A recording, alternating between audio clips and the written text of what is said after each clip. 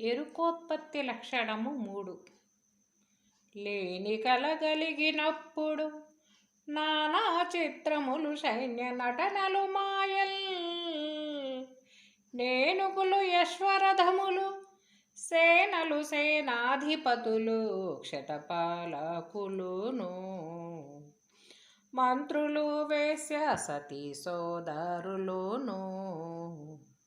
నానా సింధు తరంగ నగమూలెల్లను దాటి నానా సింధు తరంగ నగమూలెల్లను దాటి దానవారయులాను తాను గాంచిన ఎట్లు. లేని గల మేల్కొన్న మీదట తాను తన కల చేష్ట రీతిగా లేని ఎరుకట్లే తోచయుగానబడది బయలులోను క్షితిపాలకులును. మంత్రులు వేశ్య సతీ సోదరులును. జై నిజ గురుభ్యో నమ. శ్రీ నిజానంద పోలోజు వీరయాచార్య విరచిత శుద్ధ నిర్గుణ పరతత్వ బోధామృత కందార్థ తరుగులలో ఎరుకోత్పత్తి లక్షణం 3వ కందార్థం. ఇంకా చెప్తున్నారు లేని ఎరుక యొక్క ఉత్పత్తి, లేని ఉత్పత్తి గురించి. ఎలా అంటే నాయన, లేని కళ కలిగినప్పుడు, లేని కళ ఎవరికి కలుగుతుంది? నాకే, నేనే కళ. అలాంటి కళ నాకు కలిగినప్పుడు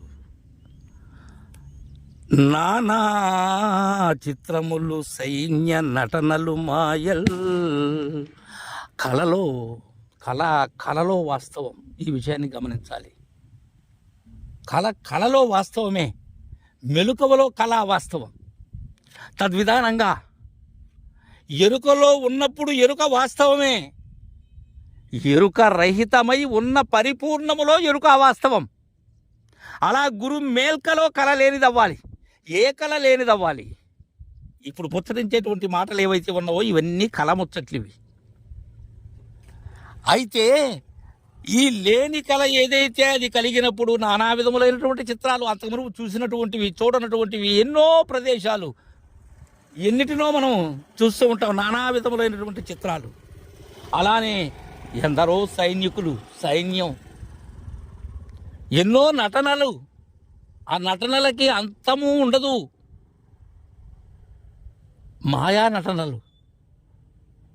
నేనుగులు యశ్వరథములు సేనలు సేనాధిపతులు క్షితిపాలకులును. ఏనుగులు, అశ్వాలు, రథాలు. నాటి కాలంలో పెద్దలైనటువంటి వారు, సిద్ధాంతకర్త ఇదే పోలిక తీసుకున్నారు స్వప్నంలో. ఏ కాలంలో అయినా కళలో చిత్రాలే కనిపిస్తూ ఉంటాయి. ఎన్నో రూపములైనటువంటి భావనలు, అశ్వాలు, గుర్రాలు, రథాలు, అలానే సేనలు, సేనాధిపతులు, క్షితిపాలకులు. క్షితిపాలకులు అంటే రాజులు. ఇవన్నీ అయోని సంభవమైనటువంటివే.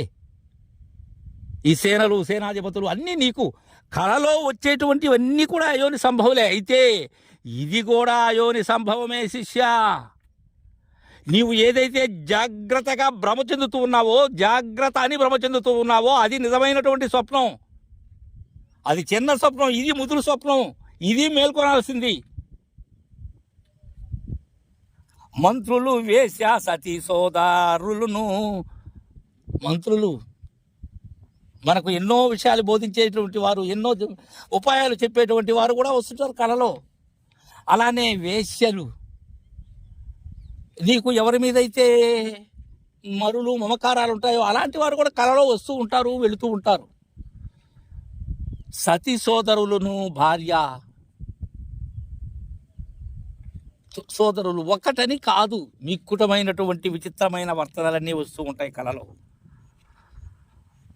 నానా సింధు తరంగ